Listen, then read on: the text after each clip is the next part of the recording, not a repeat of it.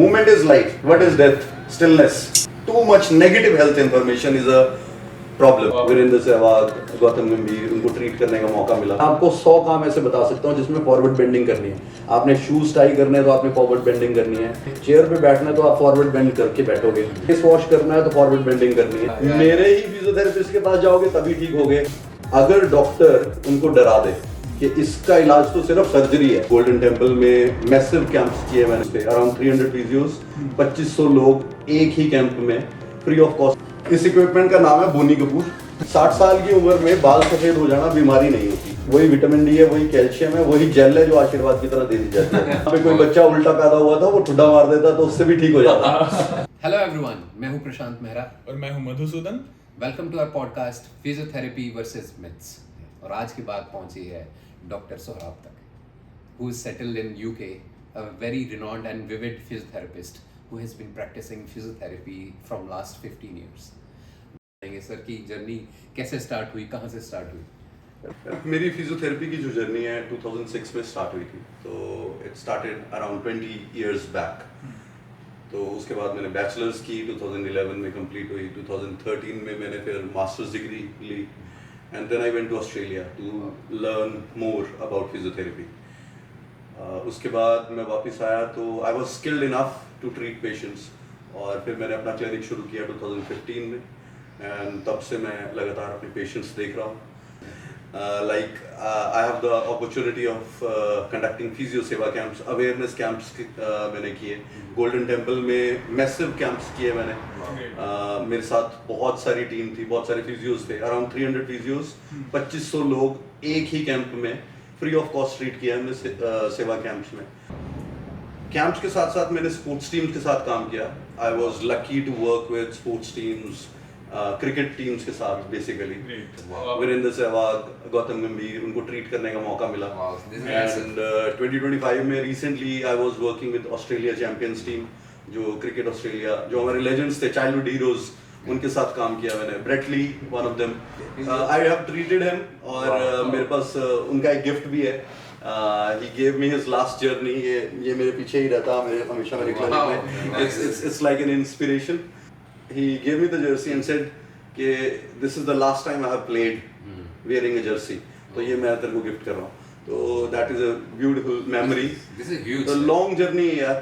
इसके साथ साथ मैंने फ्री ऑफ कॉस्ट सेमिनार्स किए ड्यूरिंग कोविड टाइम्स, बच्चों को पढ़ाया, और जो भी इनकम जनरेट हुई वो पीएम केयर्स फंड में डोनेट करी। इसके साथ सर जानना चाहेंगे कि जो ये स्पोर्ट्स प्लेयर्स हैं जितने भी और जितने नॉर्मल पेशेंट होते हैं, उनकी जो ओरिएंटेशन होती है फॉर द ट्रीटमेंट, क्या वो डिफरेंस, उनमें कितना डिफरेंस होता है? कि देखिए, डेफिनेटली पेन तो सिमिलर है, ह्यूमन बॉडी में अगर कहीं पे भी पेन है वो सिमिलर है, बट डिमांड्स डिफरेंट है। Like for an office worker it may be easier to get a casual leave कि मेरी बैक में पेन है या मेरे नेक में पेन है, तो वो ऑफिस में रिक्वेस्ट डाल सकता है कि मेरे को आज की छुट्टी चाहिए।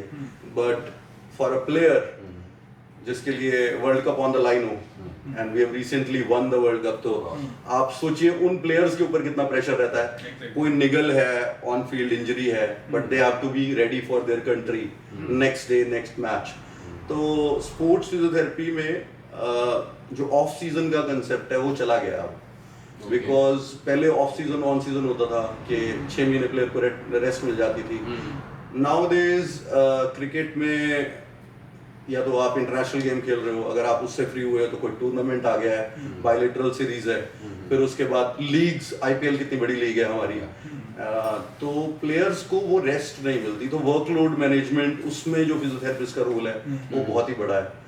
तो डिफरेंस तो है बिकॉज टाइमलाइन बहुत ही कंस्ट्रेंड होती है स्पोर्ट्स फिजियोथेरेपी में। Suppose a player gets injured on the field, तो आपके पास सिर्फ वही 3 से 4 मिनट है जब आपको प्लेयर को रेडी करना है, असेस करना है, उसी में डिसाइड करना है if the player is ready to continue with the match, या फिर आपको उसको कॉल बैक करना पड़ेगा उसकी सेफ्टी इंश्योर करने के लिए। ये आपके ओपिनियन पे डिपेंड करेगा? ये एब्सोल्युटली फिजियोस के ओपिनियन के ऊपर डिपेंड करता है ऑन फील्ड। और इसमें बहुत सारे फैक्टर्स हैं। कोई लीग का मैच है, अनइम्पोर्टेंट मैच है, आप ऐसी कंफर्टेबल पोजीशन में हो कि आपकी टीम जीत रही है, तो यू कैन से कि कोई बात नहीं।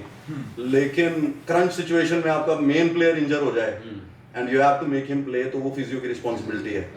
एंड उसमें भी आपको रीजनिंग चाहिए कि was the patient able to do that job और नॉट, तो आपको क्लियर जस्टिफिकेशन होनी चाहिए, which is a little more easier जब आप जो सीडेंटरी लाइफस्टाइल में हैं उनको आप किसी और तरीके से टैकल करते हो।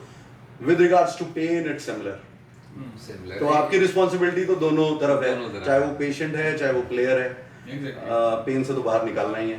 You have to make him capable to do the job जिसमें भी वो काम कर रहे हैं, चाहे वो गेम है चाहे वो ऑफिस है। My job is to take that patient back to what they love doing. And इसमें सर डाइट या रेस्ट ड्यूरेशन कितना वेरी करता है या मैटर करता है? देखिए, sports nutrition is a total different subject. Sports nutrition जो है, जैसे कोई अगर प्लेयर है, इलीट स्पोर्ट्स पर्सन है, तो उनके तो कैलोरीज भी काउंटेड होती है और उनकी न्यूट्रिशन टोटली डिफरेंट प्लान्ड होती है, बिल्कुल डाइटिशियंस उनको रिकमेंड करते हैं। रेस्ट डिपेंड करता है इंजरी के ऊपर। तो अगर पेशेंट की एक्सटेंट ऑफ इंजरी बहुत कम है तो इतनी कम रेस्ट चाहिए, लेकिन इफ ही सिवियरली इंजर्ड तो body will need some rest. But मैं आजकल देखता हूँ कि हर किसी को रेस्ट रिकमेंड कर देते हैं। सपोज मैं अगर आज हम बात करेंगे इसके बारे में भी शायद लो बैक पेन के ऊपर, हर किसी पेशेंट को रेस्ट रिकमेंड कर देते हैं doctors, which is not in the benefit of the patient, because patient को ऐसा लगता है कि मैं मूवमेंट करूंगा तो दर्द बढ़ेगा। इससे होता क्या है कि उनके दिल में फियर ऑफ मूवमेंट जनरेट हो जाता है, फियर अवॉइडेंस बोलते हैं कि डॉक्टर साहब मेरे चोट लगी थी और मैंने उसके बाद से तो रनिंग बंद कर दी है, उसके बाद मैंने वेट लिफ्ट करना बंद कर दिया, and what this leads two is weakness in the muscles. So rest को हम बड़े कॉशियसली यूज करते हैं अपनी प्रेस्क्रिप्शंस के अंदर। कोई भी अगर फिजियो इस पॉडकास्ट को सुन रहा होगा, उनको भी मेरा यही मैसेज रहेगा कि when it comes to rest, तो आप प्रेस्क्राइब करिए अपने पेशेंट को कि कितनी देर के लिए रेस्ट करनी है, अदरवाइज वो इनफाइनाइट टाइम के लिए उस मूवमेंट से डरना शुरू कर देते हैं। एग्जैक्टली। हर दूसरे इंसान को लो बैक पेन की प्रॉब्लम रहती है, डिस्क की प्रॉब्लम, लो बैक पेन की प्रॉब्लम रहती है, वेरी कॉमन। तो इसके बारे में कुछ मिथ्स भी रहते हैं, कुछ ऐसे मिथ्स आप शेयर करना चाहेंगे? लो बैक पेन जो है ना, वो सिर्फ इंडिया में ही नहीं, पूरी वर्ल्ड में एक मीनेस है, बहुत कॉमन कोल्ड कफ फीवर से प्रशांत ज्यादा कॉमन है लो बैक पेन। लोगों को इतना खांसी जुकाम नहीं होता जितना लो बैक पेन होता है। 91% population will suffer from low back pain at some point in life. तो किसी ना किसी को हर किसी टाइम पे 100 में से 91 लोग लो बैक पेन से ग्रसित हैं। तो I am in a very safe business they say लेकिन ये प्रॉब्लम बहुत बड़ी है। जब पेशेंट्स को लो बैक पेन एक बार भी हो जाता ना, तो ये कहानी शुरू हो जाती है। मेरे पास, मैं बहुत सारे पेशेंट्स को देखता हूँ लो बैक पेन, मेरे को पीठ में दर्द है, I have endless number of patients, जिसमें हम बात कर सकते हैं बहुत कॉमन मिथ्स और नेगेटिव बिलीफ्स जो हैं वो पेशेंट्स लेके आते हैं मेरे पास लो बैक पेन से जुड़े हुए।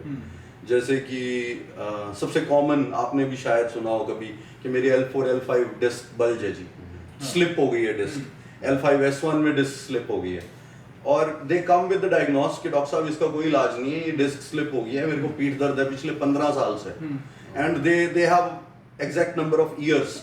उनको पता होता है कि 15 साल से दर्द है, 20 साल से दर्द है, 25 साल से दर्द है। I sometimes laugh, sometimes feel sad, because आप उस पेशेंट के अंदर दिमाग में घुस के देखिए, जो कोई कह रहा है, क्लेम कर रहा है कि मुझे 15 साल से दर्द है।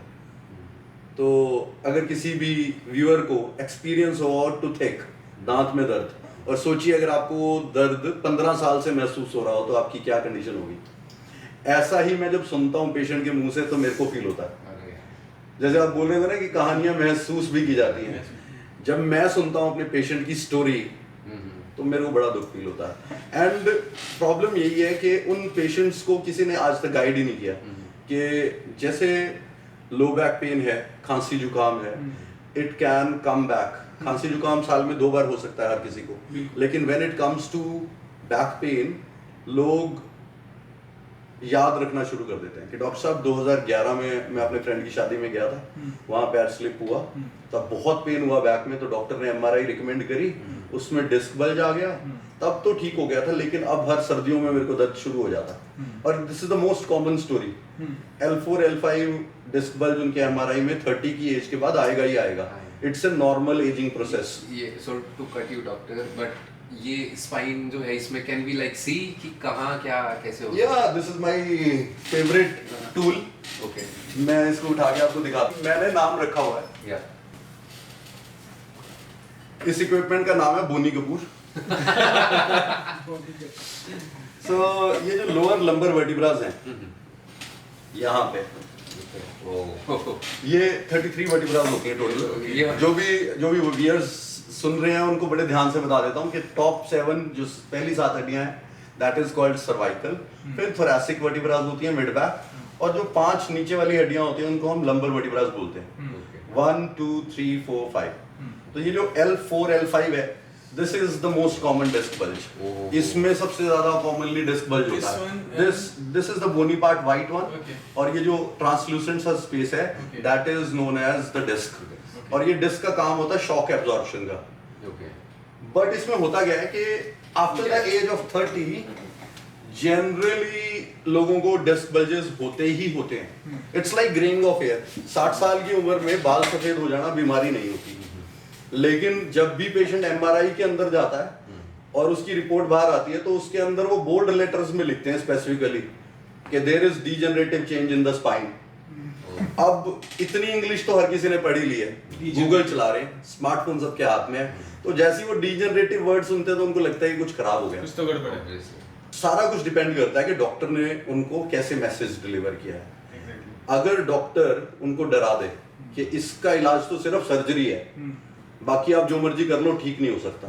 और मैं तो कुछ ऐसे केसेस को भी जानता हूं जहां पे डॉक्टर्स क्या कुछ क्वैक्स पेशेंट्स को बोल देते हैं कि अब तो जी पैरालिसिस हो जाएगा, अधरंग हो जाएगा, आपका टांग चलनी बंद हो जाएगी। तो ऐसे मतलब डराया जाता है या फिर कुछ? यार ये बहुत ज्यादा फियर मॉन्गरिंग है लो बैक पेन को लेके। मैं आज कुछ ऐसे मिथ्स आपके सामने मिथ बस्टर की तरह होगी है हमारे व्यूअर्स के लिए जरूर कि जो ये धंधा है, it's like a game, goal post. Patient के पास बैक पेन हुआ, पेशेंट को अगर बैक पेन हुआ तो फर्स्ट थिंग हमारे इंडिया में क्या करते लोग, they will go to a local chemist. MR की गोली दे दो, बिल्कुल एमआर की गोली दे दो, एमआर की गोली खाई, आराम मिल गया तो बहुत बढ़िया, अगर नहीं ठीक हुआ तो what is the next thing, they will go to the best hospital in the town कि डॉक्टर साहब के पास चलते हैं। और उसके बाद क्या होता है, डॉक्टर साहब रिकमेंड करते हैं एमआरआई। एमआरआई से होता क्या है, 30 की एज के ऊपर है, नॉर्मल वर्किंग क्लास जो है हमारी, सबसे ज्यादा एज ग्रुप जिसमें बैक पेन होता है वो 30 to 50 है। उसमें 30 की एज में नॉर्मली पेशेंट को एक डिस्क बल्ज होना बहुत कॉमन है। तो एमआरआई की रिपोर्ट में डिस्क बल्ज नजर आया, डॉक्टर साहब ने उनको बोल दिया कि अब तो आपकी सर्जरी होगी, नहीं तो ये दवाइयां लिख रहा हूँ पेन किलर्स, वही सेम पेन किलर्स हैं, वही 4 पेन किलर्स हैं, वही विटामिन डी है, वही कैल्शियम है, वही जेल है जो आशीर्वाद की तरह दे दी जाती है। सेम। Oh my God. और ये पेशेंट को बोल के वापस भेज दिया जाता है। अगर पेशेंट उन दवाइयों से ठीक हो गया तो बहुत बढ़िया, आपका एक रिव्यू बन जाता है 5 स्टार। अगर पेशेंट ठीक नहीं हुआ तो या तो डॉक्टर चेंज करेगा, तो या तो डॉक्टर चेंज करेगा या फिर उसी डॉक्टर के पास दोबारा जाएगा, तो डॉक्टर रिकमेंड करेगा कि मेरे पास फिजियोथेरेपिस्ट रखा हुआ है मैंने, तो मेरे फिजियोथेरेपिस्ट से फिजियोथेरेपी कराओ। ये बहुत सारी प्रॉब्लम जो है कट और कमीशन की भी है। मेरी ही बताई हुई लैब के पास जाओगे तो टेस्ट रिपोर्ट सही आएगी, मेरे ही बताए हुए एमआरआई सेंटर पे जाओगे तो मैं उस एमआरआई को रीड कर सकता हूँ, मेरे ही फिजियोथेरेपिस्ट के पास जाओगे तभी ठीक हो गए। तो ये जो मेरे का जो प्रॉब्लम है ना, ये जो एसोसिएशन जनरेट कर रहे हो, दैट इज द प्रॉब्लम। और अगर पेशेंट वहां से भी ठीक ना हुआ तो क्या करेगा, इतने सारे पैसे लगाने के बाद, अगली स्टोरी बहुत इंपॉर्टेंट है, इतने सारे पैसे लगाने के बाद वो अपने पड़ोसी से बात करता है, he talks to his neighbor कि यार मेरे को तो पिछले 6 महीने से दर्द है। तो कहता है यार तू डॉक्टरों के चक्कर काट रहा, पागल हो गया, आजा तेरे को लेके चलता हूँ, यहाँ पे मिलने वाला है, उसके हाथ में शफा है। यहाँ पे कोई बच्चा उल्टा पैदा हुआ था, वो ठुड्डा मार देता तो उससे भी ठीक हो जाता। ये होता है कि झाड़ा लगवा लो या झाड़ा लगवा लो, बहुत सारे मिथ्स हैं। और फिर वो वहां पे जब पेशेंट जाता तो देखता है 250 आदमी की भीड़ लगी हुई है, वहां पे तो नंबर नहीं आ रहा, तो आधा पेशेंट तो वैसे ही ठीक हो जाता है कि मैं पागल था जो उस डॉक्टर के पास गया, इतने पैसे वेस्ट हुए। और वो जो क्वैक है ना जो सामने बैठा हुआ, that is the real artist, वो लोगों के दिमाग के साथ खेल रहा है, साइकोलॉजी के साथ। अब उसने क्या किया, उसने 2 चीजें करी हैं। एक तो पहले भीड़ जनरेट कर ली, दूसरा वो आपको कोई फिक्स टैग नहीं दे रहा, अपनी मर्जी से जितना मर्जी दे जाओ, और तीसरी चीज वो कर रहा है आपकी साइकोलॉजी के साथ प्ले। जैसे ही आप उसके पास जाते हो, वो आपको बेड पे लेटाता है, वो हाथ लगाते ही बता देता है कि आपका चौथा पांचवा मन का हिल गया, आपकी तो फोर्थ फिफ्थ डिस्क हिल गई है। ये सबका चौथा पांचवा ही हिलता है, वो सबका that is the problem, that is the problem. अब वो जो क्वैक है वो अनपढ़ आदमी भी सीख गया है चौथा पांचवा ही हिलता है। अब वो जो एजुकेटेड पेशेंट उसके सामने लेटा, उसको विश्वास हो गया है कि यार इस क्वैक को तो सब कुछ पता है, कि मैंने तो ऐसे ही 15-20 हज़ार 40 हज़ार रुपये लगा दिया इस बैक पेन पे, मैं पहले ही आ जाता इसके पास। और उसके बाद वो फिर उनके पास ट्रिक्स होती हैं। Psychology plays an important role.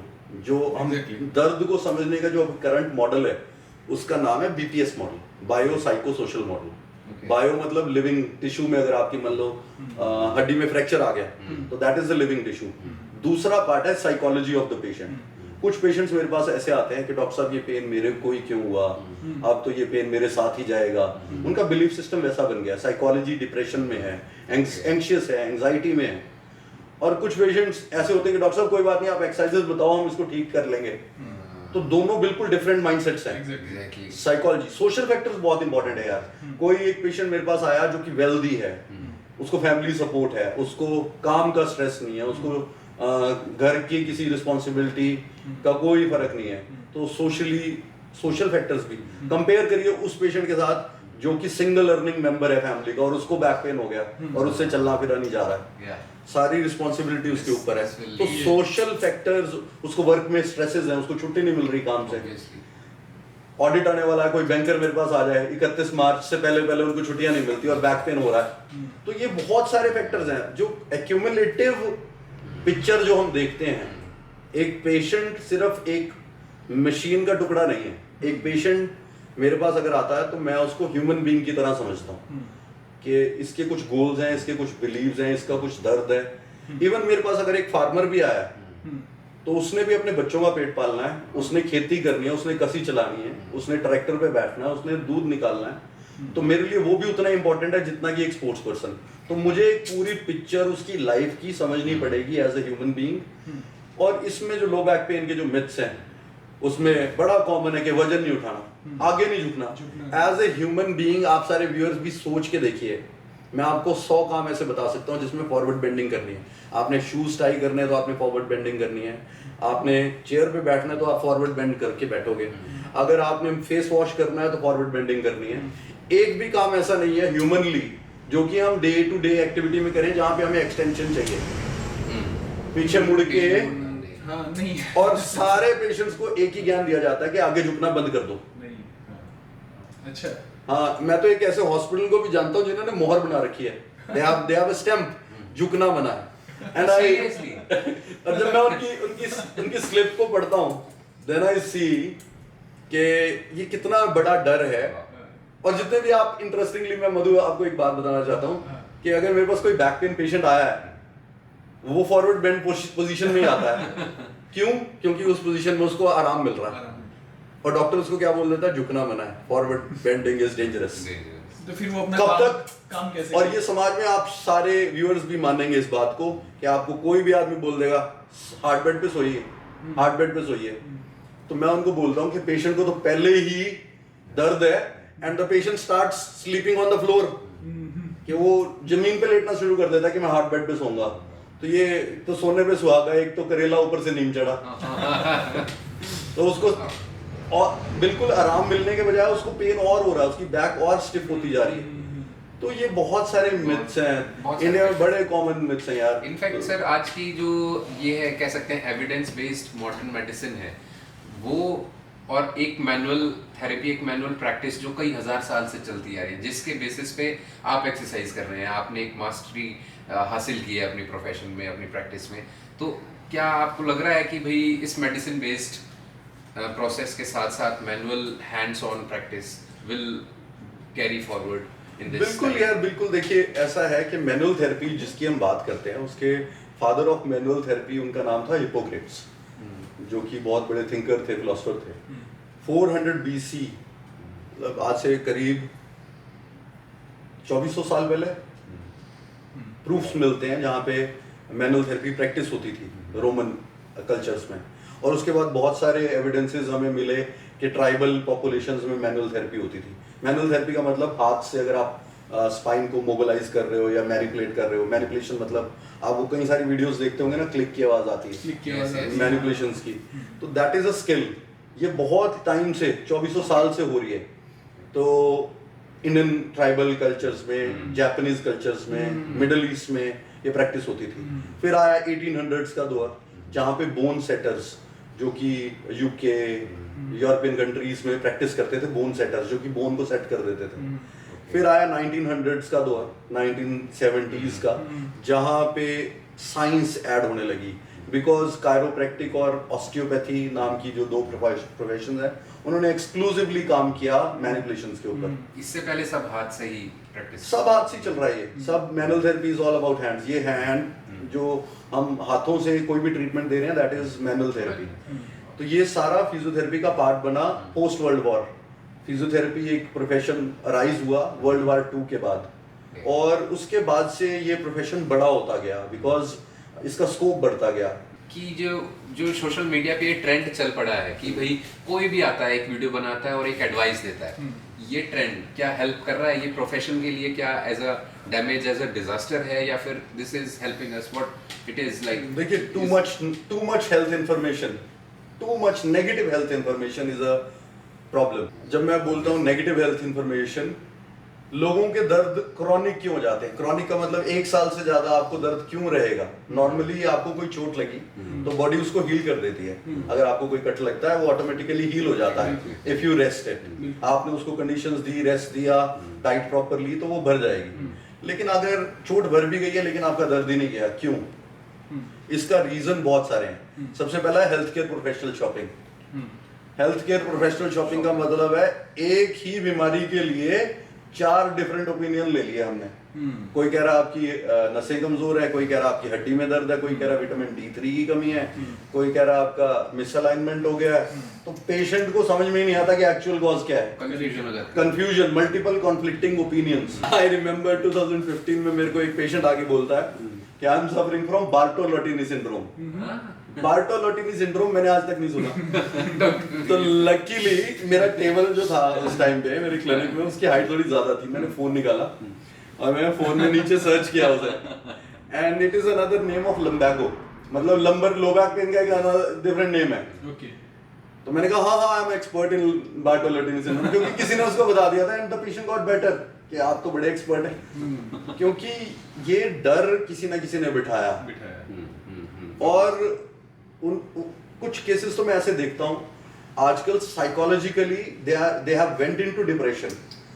उनको कोई बीमारी नहीं है, they are active healthy individuals, लेकिन उनको बता दिया गया है कि तुम्हें ये हो गया है और इसके बहुत सारे नुकसान हैं। फिजिकल पेन टर्न्स और इनटू साइकोलॉजिकल। एब्सोल्युटली, बिकॉज जिसने उसको मैसेज दिया है वो एक डॉक्टर की चेयर में था। ये कुर्सी वहीं की वहीं रहेगी, चेहरे बदलते जाएंगे। मेरे बाद भी बहुत सारे डॉक्टर्स आएंगे, मेरे से पहले भी बहुत सारे डॉक्टर्स थे, लेकिन आज भी हमारी कल्चर्स में डॉक्टर को बहुत रिस्पेक्ट करते हैं। भगवान का दर्जा भी देते हैं कुछ पेशेंट, डॉक्टर साहब हमारे लिए तो आप भगवान हैं। और आप उनके इस ट्रस्ट का अगर गलत इस्तेमाल कर रहे हैं कि आप उनको स्केयर करके मजबूर कर दें कि आप उनके क्लिनिक पे आते रहो, आप उनके परमानेंट कस्टमर्स बन जाओ, this sort of mindset if it is there, and I have seen, unfortunately I have seen, कुछ लोग ऐसे भी हैं। बहुत सारे अच्छे डॉक्टर्स हैं, they are doing wonderful jobs. हमारे कितने अच्छे इंस्टीट्यूट्स हैं, PGI, AIIMS, even private hospitals में भी बहुत हार्ड वर्किंग डॉक्टर्स और नर्सेज हैं। मैं किसी को क्रिटिसाइज या किसी को अंडरमाइन नहीं कर रहा हूँ, लेकिन कुछ लोग सिर्फ अपने लालच के लिए गलत भी कर रहे हैं, जो कि पूरी कम्युनिटी को हर्ट करता है। नॉट डॉक्टर्स कम्युनिटी, बट हमारे पूरे समाज, हमारे पूरे देश को ही हर्ट कर रहा है। ये कल्चर हमें अवॉइड करना पड़ेगा।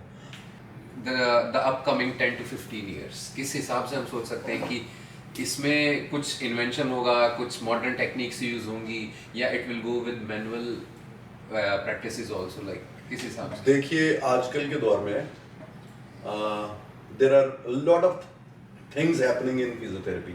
बहुत सारा AI ड्रिवन, इक्विपमेंट ड्रिवन, बहुत सारी टेक्नोलॉजिकल एडवांसेस आई हैं. आप सोच के देखिए कि 1990s में इंडिया में only there were like 2 or 3 MRI centres, और आज का इंडिया 20 साल के अंदर, 30 साल के अंदर इतना चेंज हो गया है कि अब इवन छोटे टाउन्स में MRI सेंटर्स हैं. तो मेडिकल फील्ड इंडिया में ग्रो हो रही है बहुत ज्यादा. इसके साथ साथ एडवांसेस भी आए हैं. Physiotherapy is changing rapidly. जो आज से 15-20 साल पहले जिस टाइम मैंने एडमिशन ली थी और जो अब मैं फिजियोथेरेपी देखता हूँ, it's going at a very wonderful pace. लेकिन वही बात है कि मैनुअल थेरेपी को जिस तरह से इंस्टाग्राम पे प्रेजेंट कर रहे हैं कुछ लोग, that is harming our profession. Specially जब किसी को आप देखते हैं, आप व्यूअर्स इस चीज को बहुत अच्छे तरीके से समझेंगे. इवन मेरे फेलो फिजियोस जो इस पॉडकास्ट को देख रहे हैं, they will understand it very well.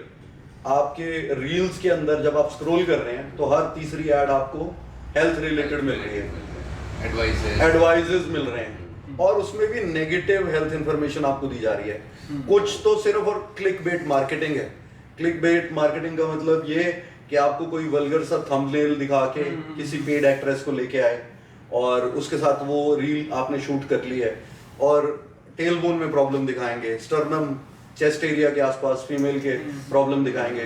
This is not the society that we are living in. Suppose आप खुद सोच के देखो कि प्रशांत, अगर आपको दांत में दर्द है तो डॉक्टर के पास आप जाओ, डेंटिस्ट के पास, तो आपको डेंटल चेयर पे बिठाते ही वो फोन निकाल ले अपनी जेब में से और रिकॉर्डिंग शुरू कर दे कि अब मैं सारे समाज को दिखाऊंगा कि क्या हुआ दांत में.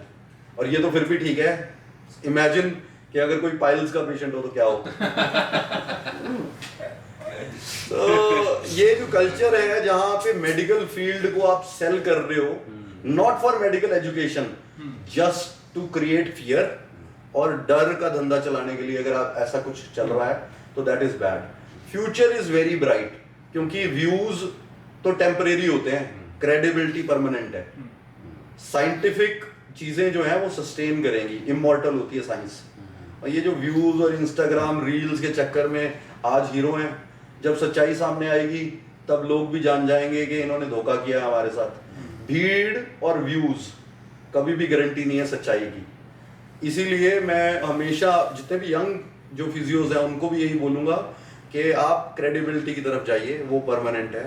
एग्जैक्टली मैं भी यही पूछना चाहता था कि फिजियोज आते रहेंगे, जाते रहेंगे, पर जो आने वाले टाइम में फिजियोज आएंगे उनके लिए कुछ एडवाइसेस ऐसी देना चाहेंगे आप? बहुत ज़रूरी है. देखिए फिजियोथेरेपी अगर आप प्रोफेशन में हो, किसी भी हेल्थ केयर प्रोफेशन में हो, तो सबसे इम्पोर्टेंट वर्ड आपके लिए अगर कोई है उसका नाम है responsibility. You are responsible for the person who is sitting in front of you. मेरे पास अगर कोई मेरा पेशेंट आया है तो वो सिर्फ एक आदमी नहीं है, वो किसी का भाई है, किसी का फादर है, किसी की बहन है, किसी की मदर है. तो start treating them as human beings, as you want you to be treated yourself. अगर आप किसी के पास जाओ तो आप उनको वैसा ही ट्रीट करो जैसे आप चाहते हैं खुद से ट्रीट होना. या आपकी मदर को अगर कभी कोई पेन हो जाए तो डॉक्टर आपको कैसे देखे, ये सोच होनी चाहिए. लास्ट में सर 2 और एडवाइस या ओपिनियन मैं चाहूँगा कि हमारे व्यूअर्स को मिले. एक तो ये कि अपकमिंग टाइम्स में जिस हिसाब से वर्क फ्रॉम होम बढ़ रहा है, जिस हिसाब से सिटिंग जॉब बढ़ गई है, तो जो जिनके सिटिंग आवर्स बढ़ गए हैं, कुछ उनके लिए एक सजेशन. एंड कुछ लोग जो 60 या 50 प्लस या 55 प्लस सीनियर एज में आ गए हैं, उनके लिए कोई एक सलाह वही कि अपनी स्पाइन को कैसे सीधा रख और सकें, कैसे अपनी बॉडी को healthy हेल्दी कैसे रख रखें. सकें. देखिए एक्टिव लाइफस्टाइल का कोई रिप्लेसमेंट नहीं है. एक्सरसाइजेज जो हैं वो किसी डब्बी में आपको केमिस्ट की शॉप पे नहीं मिलेंगी. तो आपको मूवमेंट का कोई रिप्लेसमेंट नहीं है. तो आप जितने मर्जी मल्टीविटामिन खा लीजिए, जितना मर्जी आप अच्छी डाइट ले लीजिए, until unless you're not moving the body. Movement is life basically. What is death? Stillness. Oh great. Yes. Movement is life. जब तक आप चल फिर रहे हैं, चलती का नाम गाड़ी बोलते हैं ना, तो मूवमेंट करिए.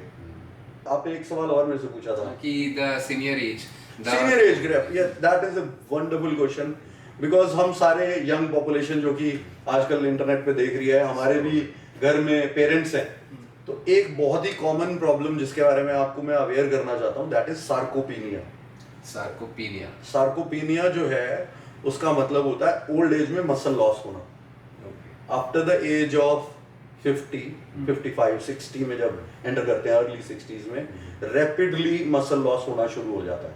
प्रोटीन जो है सिंथेसिस कम हो जाती है रेट, और आप देखते हैं कि आपके पेरेंट्स सडनली वीक नजर आने शुरू हो जाते हैं, and that is known as sarcopenia. ये बहुत कॉमन प्रॉब्लम है, स्पेसिफिकली हमारे इंडियन कल्चर्स में।